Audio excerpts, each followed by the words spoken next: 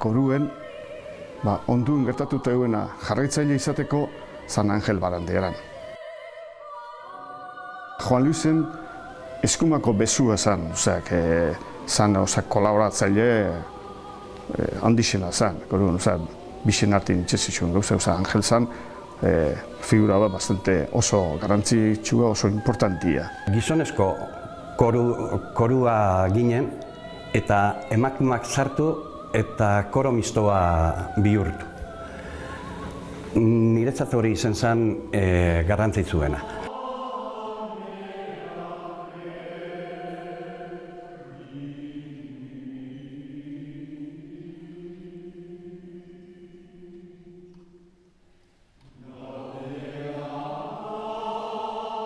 Estiloari dagokionez, gregorianoa, polifonia erlijiotsua eta euskal folklorea izan ziren hasierako urteetan nagusi.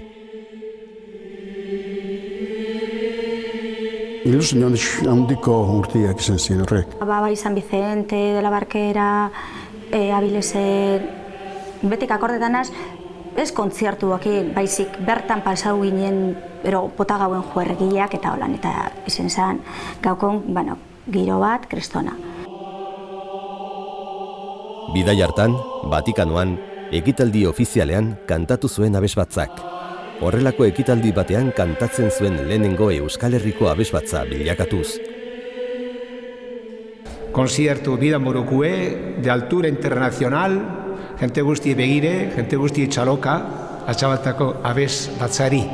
Monseñor Colino zan musiko bat importantia, eta da direktoria de la Capilla Sixtina, gelditzu zan oso, berak esatez hau morue behintzat, oso posik, ez hauela espero batxabaltatiko lako koru bat anabestia.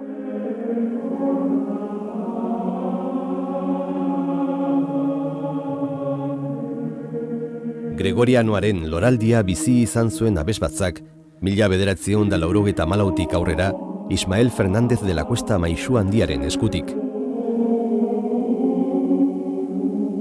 Quedé sorprendidísimo por la finura, por los matices que daban, por la entonación, la afinación que hacían, que fue asombroso, realmente. Entonces, me quedé con la copla de esta gente y cuando ya tuve oportunidad y necesidad también de montar un coro, pues vine aquí.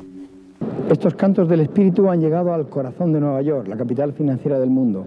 Rodeada de rascacielos, la Catedral de San Juan el Divino se ha llenado de público que acudió aquí a escuchar al coro español de canto gregoriano.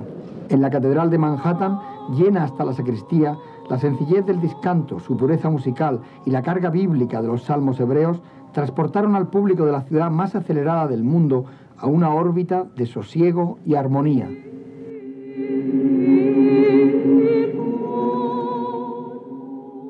Aretxabaleta abesbatzak alegin berezia egin zuen taldea sendotzeko. Deialdia eginda herriko zenbait gazte gerturatu ziren. Laurogeita hamar hasieran egon zen deialdi bat moruen, koruen aldetik, eta antxinako jentia koruen ibilitzeko ikastoletan deika eta hasi ziren eta balaxi esartzen zen. Batez ere gizonezko ahotsetan taldea zahartzen ari zen, eta gazteak behar zituen.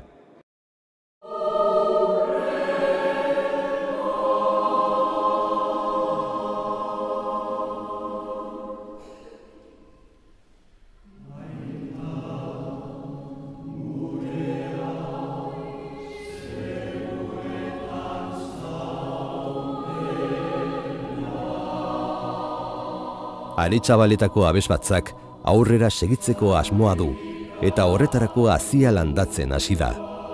Herriko neskamutiko talde bat abesbatzara gerturatuz. Igaro direlako 30 urte, eta beste horrenbeste betetzeko desioa guztiona delako, zorionak.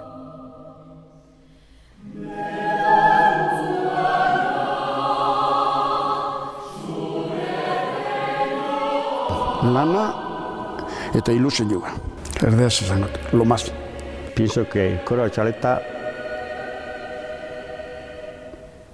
ha dado al pueblo algo que el pueblo necesitaba y que carecía hasta estos momentos. Etorri jaten oso ondo abestutie, eta gauza bat geure momentu txarrak igualeku gau, baina ondo pasatzen dugu. Izen da satisfazio bat. Azken nire mundu ez daukeria, nire gustatena itxeko ez dela kantuen itxia. Neuri bintzeten mundoz satisfazioa handixak, eta hortik aparte gero guk itxen dugu talde bat itxen dugu. Azkenien lagun talde bat izen da moruen gare, ez? Ez du pentseta, nire bizitza normala aretxabaleta bez batzagarik, ez? Da, gure bizitzako parte importantiena. Ero importantienetariko gaintzat. Ez dauket itzik. Niretako familixak kenduta eta lagunak kendute, korua, ero aretxabaleta bez batza, niretako da importantiena.